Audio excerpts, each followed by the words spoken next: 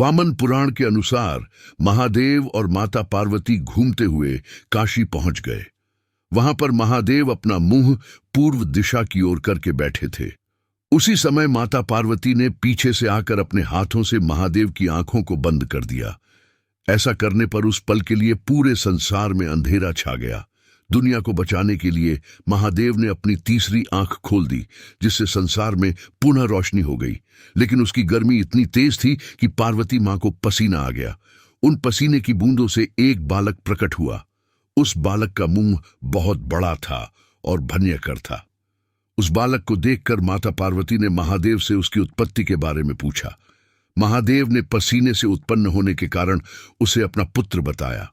अंधकार में उत्पन्न होने की वजह से उसका नाम अंधक रखा गया। कुछ समय बाद दैत्य हिरण्याक्ष के पुत्र प्राप्ति का वर मांगने पर महादेव ने अंधक को उसे पुत्र रूप में प्रदान कर दिया। अंधक असुरों के बीच ही पला बढ़ा और आगे चलकर असुरों का राजा बना। अंधक ने तपस्या की और ब्रह्मा से यौन लालसा का वरदान मांगा।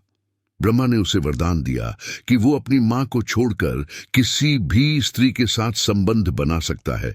उन्होंने यह भी कहा कि अगर अंधक अपनी मां के साथ संबंध बनाएगा तो उसी वक्त उसकी मृत्यु हो जाएगी।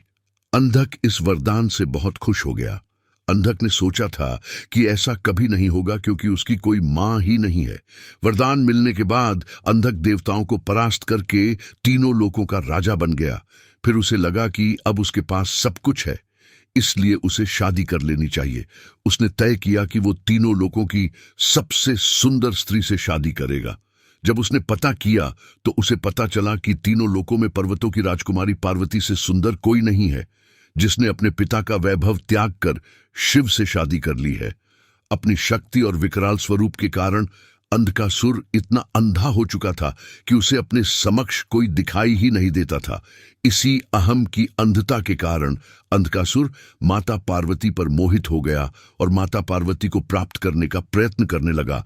और इसी प्रयास में अंधकासुर ने माता पार्वती का रूप धारण करके भगवान शंकर से छल कर उनका वध करने का भी प्रयास किया और उसने भगवान शंकर के सिर पर अपनी गदा से प्रहार कर दिया था।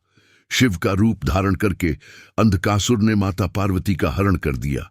जब मां पार्वती को इसके बारे में पता चला तो उन्होंने महादेव का आवाहन किया।